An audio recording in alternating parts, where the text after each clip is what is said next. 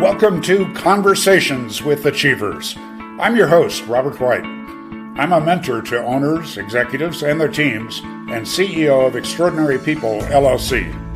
I work with people that want to create extraordinary business performance with less stress, more joy, and more personal fulfillment.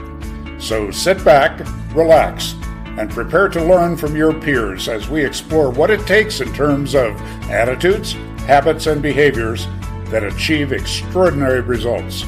Results for yourself, for your family, and your community.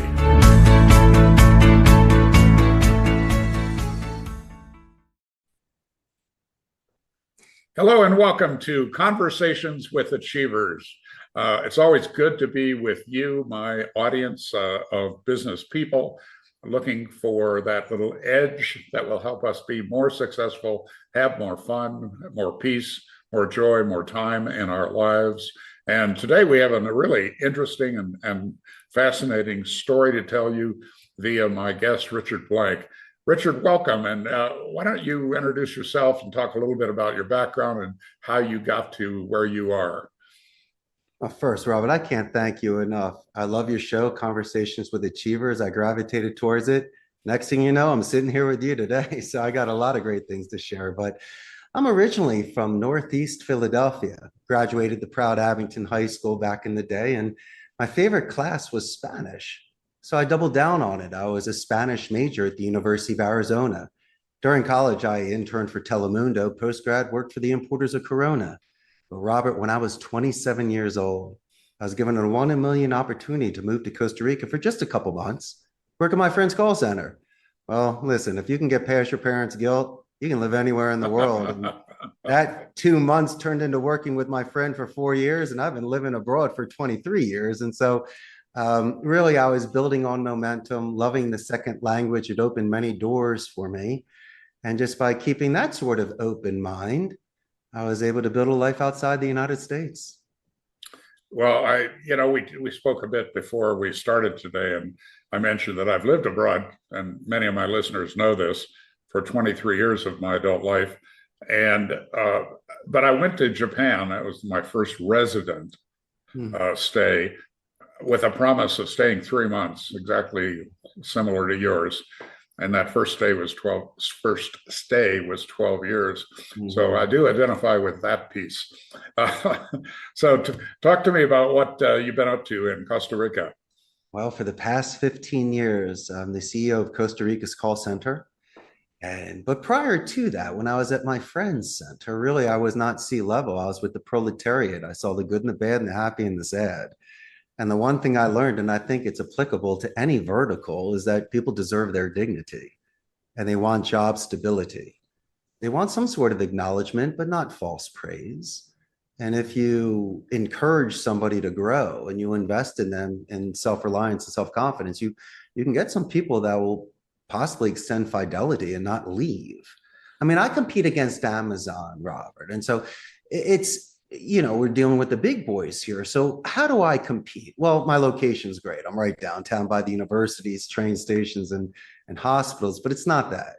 I got the largest pinball and retro arcade game collection here in Central America for my agent. So they got free play to hang out with me to recharge batteries and let off steam. But I also want to know their name and break bread with them. And prior to making a single phone call, we go into the training room after playing some games, of course, to work on soft skills and to address fear, because what they've done by learning a second language is 10 times harder, Robert, than any campaign I'm going to put them on. And so once we can establish balance and everyone can calm down, then I can decompress and get rid of some of the bad habits that they're coming to the center with and focus on other strengths. And I've been able to do this over the course of 2 decades and trained over 10,000 people. But really, to me, my friend, it's paying it forward.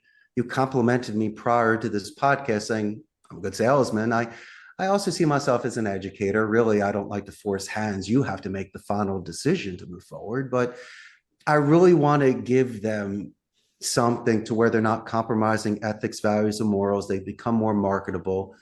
I can use this delicate English second language to enhance their vocabulary, make it more diplomatic and strategic. So it's You more know, balanced.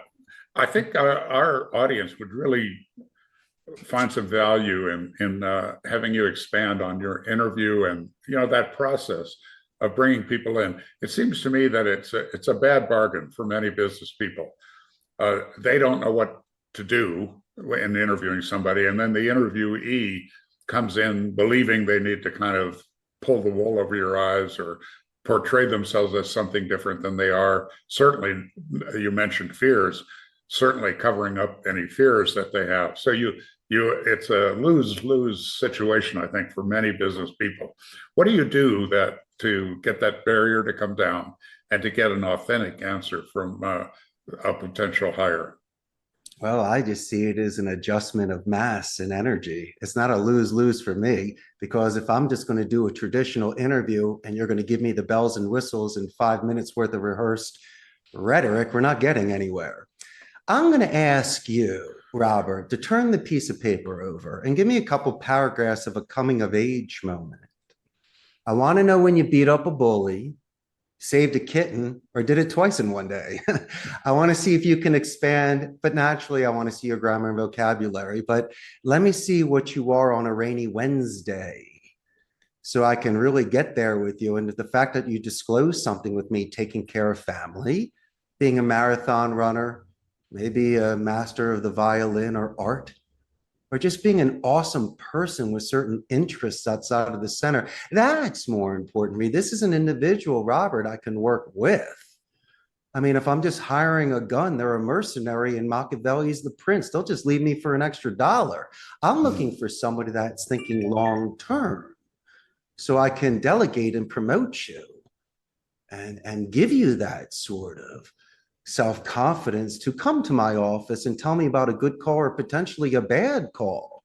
And see, when we listen to your phone call through the QA department, you're going to be the one to tell me where you could find areas of focus or improvement, because it's self-analysis and self-study. I've balanced your bike enough, Robert. You should be at the stage right now where maturity and impulse control, you can shed some fat and show me where you could be the most productive. And that's, if you're planning on leading, you need to show me that you can make those sort of adjustments, because you'll be adjusting others. And it's a beautiful growth process, and we do it carefully. So we will bend you. I'm just not going to break you. And so, my good friend, that's how I usually start off these interviews with people. And I also want to know if they like playing the games, because if they're too serious and rigid, then we don't even have recess at this school, and it's not going to be fun hanging out with you either. And so I want you to be cool, so you can join the gang. I love it. Yeah, it just occurred to me that you had all of this interest in the Spanish language, but now and of course, on a daily living basis, you're using it and a lot, I'm sure. But you're also interviewing, I assume, in English, because you want those people to be really fluent with mainland customers. Of course, but also, if you are bilingual, it does bear the mark of higher education. And some people have some sort of insecurities or vanity regarding their accent. Well, look at Ricardo Montalban on Fantasy Island, for goodness sakes, or Zsa Zsa Gabor. I mean, these are beauty marks. I focus more on personality and grammar and vocabulary. If you happen to have a really cool accent, it will work to your advantage. You're a shiny object for somebody. And if anybody has taken the time to learn a second language, they understand the forced march and the struggle. And so, as I say, prior to making phone calls, it's the psychology of walking onto the battlefield before I give you a shield and a sword. And so I just don't want you to flip the seat. I don't want you to give up and quit. This is a time to show some backbone, and some grit, and to see if you have that sort of fortitude to be able to grow. Because a lot of people today feel delicate, or their egos could be shattered. And since I do compete against Amazon and some large centers, my good man, they could be hired today if they wanted to. And so they have the leverage. So you need to keep that cage open. And if the bird stays, you got it. And so that's the thing I focus on, not the actual job itself. Because as I mentioned before, I mean, that's just a thing that you just can't really compare. So your goal is to access the human that's in front of you. And They're not robots, and they have right. breaking points. And what my industry has a very large burnout. People hate it. In fact, in certain areas of the world, they look down upon it. Well, listen, Robert, look what Hollywood does. They glorify it with The Wolf of Wall Street, Glengarry Glen Ross, Boiler Room, Prime Gig. I'll name you 1,000 movies where you see these glib salesmen slinging stock or real estate. But there's also a ton of people that can retain a client, get an upsell, get a referral, or even tell the supervisors or owners of a company through an exit interview of a very long-term loyal client things we could do to improve ourselves. And so most people today, Robert, are working with omni-channel non-voice support. They like the chat, the emails, and things like that. I prefer the human touch because that's what people want these days. There's a lot of frustration with that and latency and miscommunication. And so in regards to my center and even this industry, there's a lot of people that can assist at banks, at medical centers, with law firms, or just anywhere and anywhere. People still want to talk today. As much as texting is important, when it's really when it's the big thing, a code red, you really want to talk with someone. And so I want that human being.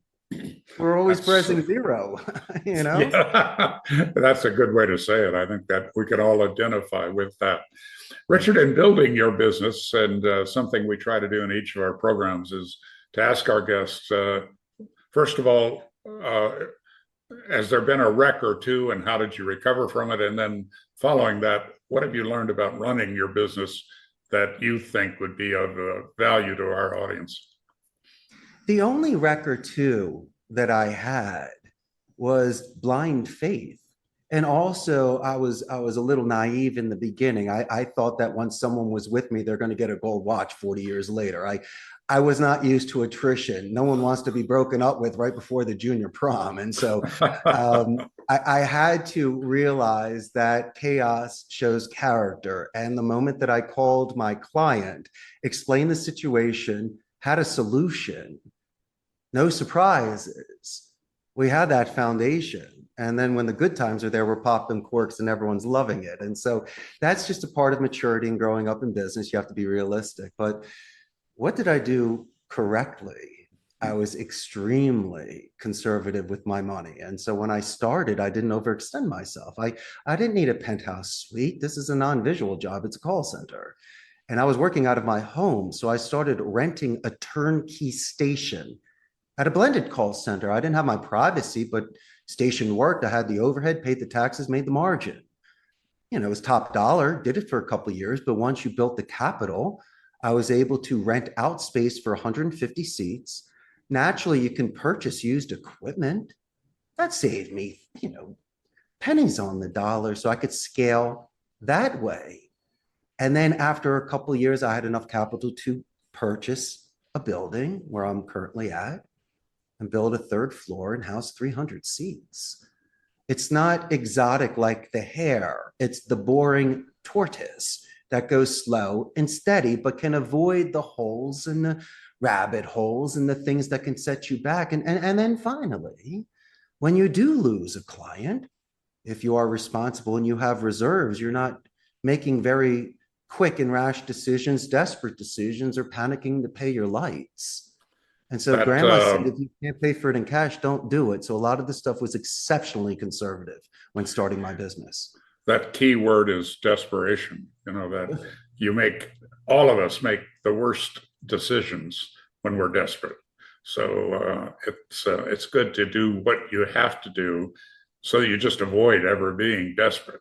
You never want to compromise ethics.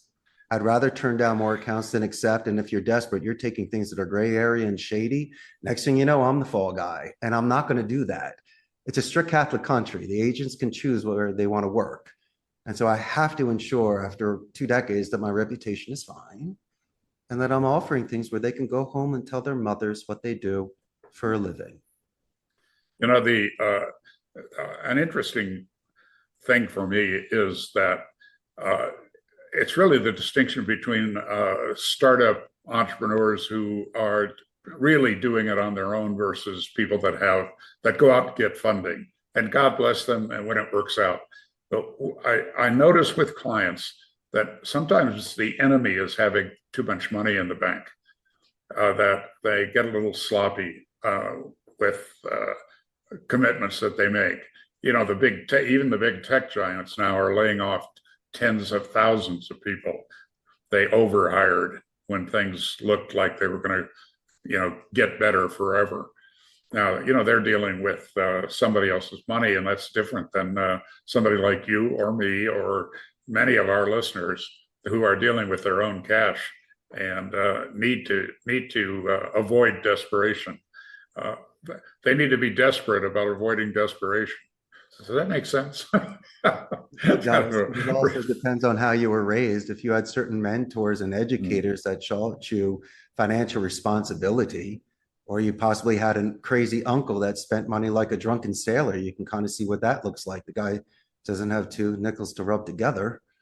But when it comes to running a business, what's it? 10% of businesses make it a year, 1% make it 10 years. I mean, my stars were aligned. This should have never happened. And so for me, I guess being grounded and humbled the whole time is fine. Almost Kenny Rogers telling you in The Gambler, you don't count your chips until you leave the table. I'm not counting a single chip until the day I retire. I'm still grinding this out like Rocky. I might be in like the 9th round still. I don't know, but I'm not looking up until it's done. And I'm going to and like the best gamblers are the ones that play steady hands, and they have a system. And so if you say money is bigger in the bank, well, that sometimes increases problems. And you shouldn't be sloppy. You should be even sharper so you don't lose it. But I mean, this is a case by case basis. I'm just talking about myself. I just know how I was raised, the people that showed me, my grandparents, how they started their companies at the turn of the 20th and made their money during the Depression. I found that extremely interesting. It's like the people that have the cash during the Depression purchase stuff and then they hold on to it when things are booming. And so there's timing to it as well. And so, as I say, the best thing to do is take a deep breath and ponder it, and don't make those rushed decisions if there's not a sense of urgency, Robert. That I just was talking about most small and medium-sized business people, and yet I'm going to quote or attempt to quote Andrew Grove. He was the long-serving CEO of Intel and built it from a nice little company to a behemoth. And I can't recall his exact quote, but it had to do with basically a healthy paranoia, a healthy fear of what might go wrong. Another expression that I've always liked is that part of the CEO's job is to do a stray bullet drill from time to time. That one opening that might destroy your business. To really look for that, plan for that. Here's what we would do if the worst possible thing happened. And it's not, I've learned that it's not about becoming cynical and negative. It's just about being a good business person. And that's to look for that stray bullet, look for that possibility. In my case, I overexpanded in Japan before the bubble burst there. So I was in 7 training centers paying very high rents in leases I could not get out of. So, and of course, it being Japan, I can't buy anything. So that created an extra issue for me when people's kind of extra income, which is what they were using to pay for our programs, when that went away, I found myself way overextended on the expense side. And it took a real effort and a lot of my personal cash going back into the company to turn that around. But I had somehow, it's kind of hubris, I guess. I thought it was just going to go on forever like that, that we were going to just continue to grow and we were somehow insulated from the broader economy, which of course is never true. Exactly. Let me share a good case example for you on prevention versus cure. And it's not being a devil's advocate, but let me explain in business what we do. That's why planes have parachutes. I need internet redundancy here. So I have multiple internet companies coming in case there's a problem or one goes down. That's a preventative measure. That's a conversation of something going wrong. What about my backup generator? I mean, I am in one of the best grids of the city, but let's be realistic. Sometimes power goes out. So once again, I have a backup generator to ensure that we don't go down. And then what about immediate on-site IT support? I have to have a chief technical officer and assistants because if something happens to a CPU, a headset, or just anything, you need somebody there. And so I don't mind talking about that. I don't mind making big piles into smaller piles, or if you want to rake the leaves, I'll do that too. I'll talk about it any way you want. But to me, I'll also do one final thing, and I love when kings would ask his kingdom questions. I will listen to everybody here. I'll listen to everything because they're going to see things that I don't see. They're the eyes and the ears.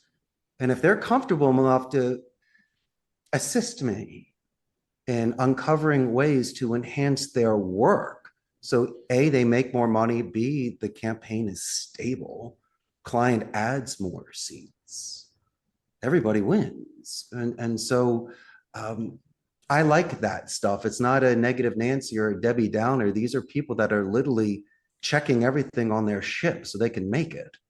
And that's what captains do. Is it the tough job? No, it's the responsible, guaranteed job. Oh, am I guaranteed? I'm a 100%. I'll be here on Saturday if I have to. 2 a.m. Sunday, no problem. I mean, it's just, I'm in this to win this. And you might need to be selfish and make other sort of sacrifices if this is what you want. Yep. But you have to understand you need to fulfill with certain things in order to run a business. I think we could do another hour just on that. Richard, it's been wonderful to have you with us. I have one personal question, then I want to give you some space just to tell people, you can tell people how to get in touch with you. I noticed the Wurlitzer, of course, in your background. Is it operative? I mean, can you push B17 and get some doo-wop? It is, but actually the Wurlitzer is downstairs. She's a beautiful 1961 Rocola Regis. And then there's my private candy stash. I own 13 pinball machines, 6 jukeboxes. One man trash is another man's treasure. And I love out and seeing the beautiful craftsmanship and the marquees and the play fields. And so, yes, my good friend. But here's the bad part. So you get these machines, right, and they're stacked with 45s, and I'm thinking I'm getting In Excess and Jimi Hendrix. Oh, no. These are people in Central America you've never heard of before, but all my agents have. I'm giving them out as prizes to everybody. I didn't take any of them. Unfortunately, I knew nobody. It's not like La Bamba. I mean, these are songs you just never heard of before. And so I've never really landed a Led Zeppelin cachet, but I'm waiting for my day. Your time will come, my friend. Mm-hmm. If people want to reach you or connect up with you, how do they do that? I got an extremely large Facebook fan page. And then when this goes live, you're going to have thousands of new fans. And just real fast, it will give your audience a glimpse of the business process outsourcing industry in Central America. Costa Rica is north of Panama, south of Nicaragua. We're the only democratic society in Central America. Robert, there's no standing army. They put all of their money back into education. It's a 95% literacy rate. Most neutral English accents, best infrastructure, and companies, as I mentioned, Amazon, HP, Intel, and Oracle are here. We're known for medical and ecotourism. And finally, your buddy Richard's here. And I got 1,001 suggestions for you and your audience. So the Facebook fan page, Richard Blank, will do it? At Costa Rica's call center. We got about 113,000 at the moment. Wow, that's cool. Richard, I want to come and meet you personally, and that's just another thing on my bucket list. I've got all these kids that have done all these amazing things in their lives that I haven't done. I mean, to some degree, I suppose they're following their father's footsteps in some ways, but now I'd like to follow theirs and do a little bit more fun travel. So a lot of people are under pressures and their opinions are provided. It depends if you want to be a dreamer and take that chance. That's my last bit of advice. Fortune favors the brave. Be bold, drink life, as long as you have good intentions and good faith, then by all means, I think you should try. You never know where it could take you. Richard, thank you for today, for the wisdom, for the fun, for the smiles, for the ideas. Much appreciated. Pleasure's mine, Robert. Thank you so much. All the best.